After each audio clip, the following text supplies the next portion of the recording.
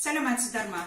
Бүгін мен пісіріп көрсетейін деп отырған тамағым түрік тағамы. Бұл духовкада піседі. Өте керемет, дәмді тағам. Пісіріп көріңіздер, барлықтарыңызға ұнайтын болады. Әсіресе жас балалар, үлкен кісілерге өте жұмсақ, сондай тартымды тағам. Бұл тағамға керек менде міне 200 граммдай ет, фарш өткізіп дайындап қойған. Сосын жұмыртқаны пісірдім. Міне жұмыртқаны пісіріп алып, ортасынан бөліп қойдым. Міне, ортасынан бөліп қойдым.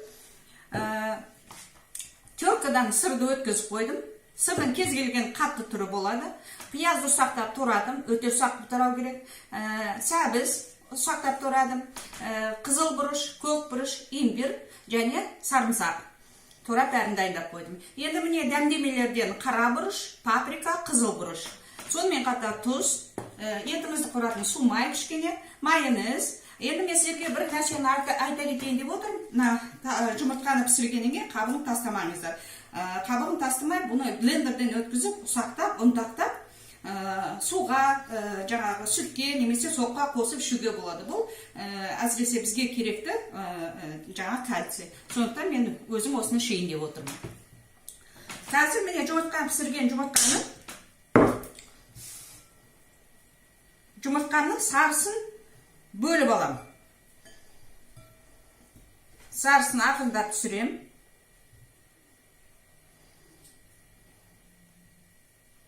Міне сарысын түсіргеннен кейін мынандай сарысының орнына қазір фарш бәрін пісіріп саламыз. Сарыларын бәрін алып. Сонымен қатар мен мынандай ыдысқа, духовкаға пісіретін ыдысы мынандай ыдыс. Сіздер кез келген духовкаға пісіретін ыдыстарыңызға салуларыңызға болады. Қызып жатыр. Міне қызған майымызға қазір мына сарымсағымызды, имбирімізді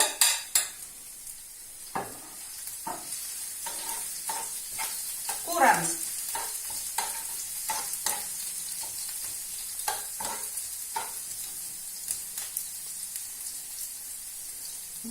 Имбирдің сарымсағымыз қуырылып, иісі керемет.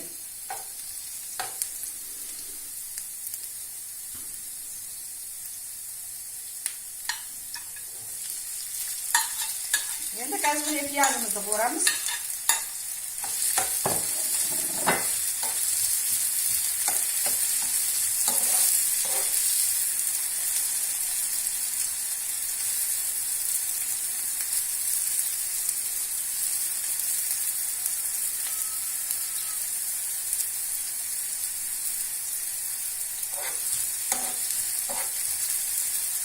Piyazımız sargıç болып қуырылды. Енді фаршымызды саламыз.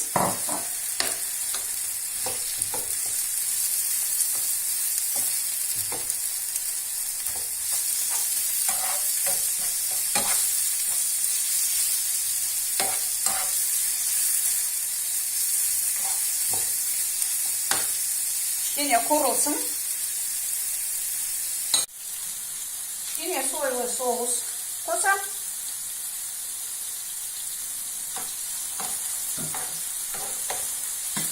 Міне дәмдемелеріміздің бәрін ұрып қостым. Енді тұзын аз ғана қосамыз, себебі жаңа сойлы соусымыз тұзы бар, сондықтан тұзын енді арқасы дәмін көріп барып қосамыз.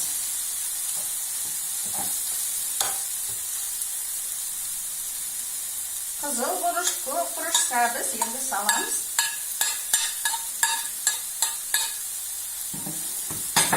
Көп қуырмаймыз енді. Себебі бұл арқада духовкаға піседі. Сондықтан кішкене ғана 1-2 минут қуырамыз да арқада духовкаға.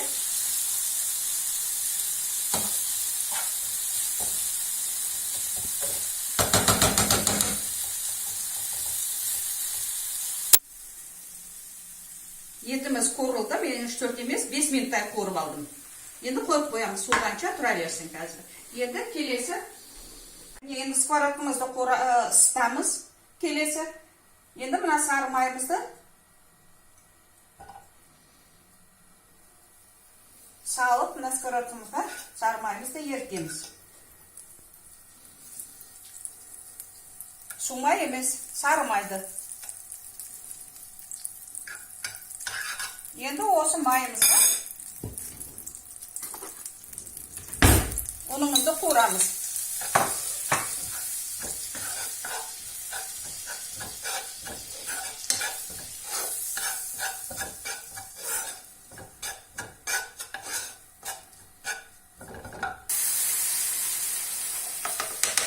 Бір чашка су құйдым. Енді осы суымызды қайнатамыз.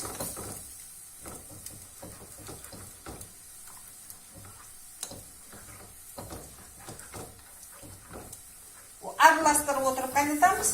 Себебі ұнымыз кішкене түйіршік келіп қалды. Сондықтан араластырып отырсақ, ұнымыздың бәрі ерейді. Жаңа қуырған, майға қуырған ұнымыз қою бола бастайды. Жанынан кетпейсіздер. Өстіп араластырып отырып қайнатып аласыздар.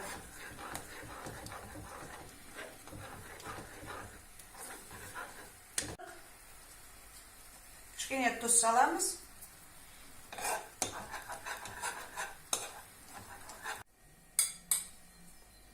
Жұмыртқамыздың сарысын мен қасықпен жаншып, езіп, ұнтақтап алдым.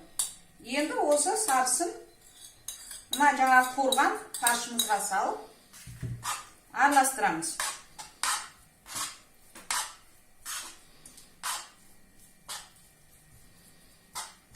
Міне араластырдым. Енді міне мына жұмыртқаны мынандай чұңқырына мен сіздер көрсін деп бүйтіп неғып қолға алмай-ақ мына ыдыстың ішіне толтырып, бұны қасықпен бүйтіп бастырасыздар. Көбірек сию үшін.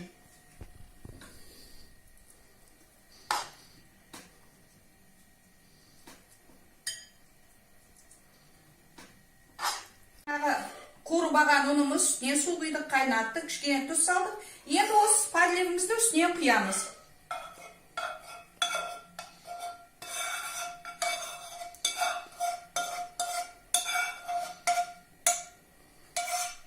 Құйдық.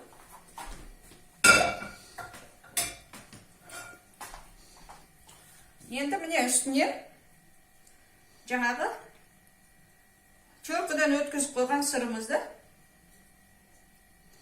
үстіне бұлай бір қалыпты қылып себеміз.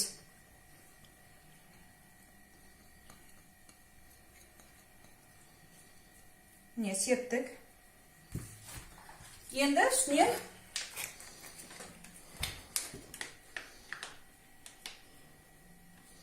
майонезімізді болды. Енді 180 градус қызып тұрған духовкаға қазір пісіреміз. Пісіп біткеннен кейін мен сіздерге көрсетемін қалай піскенін. Духовкадан шығардым. Духовкада бір 10 минуттан аса тұрды. Енді қазір сіздерге салып көрсетейін. Міне керемет.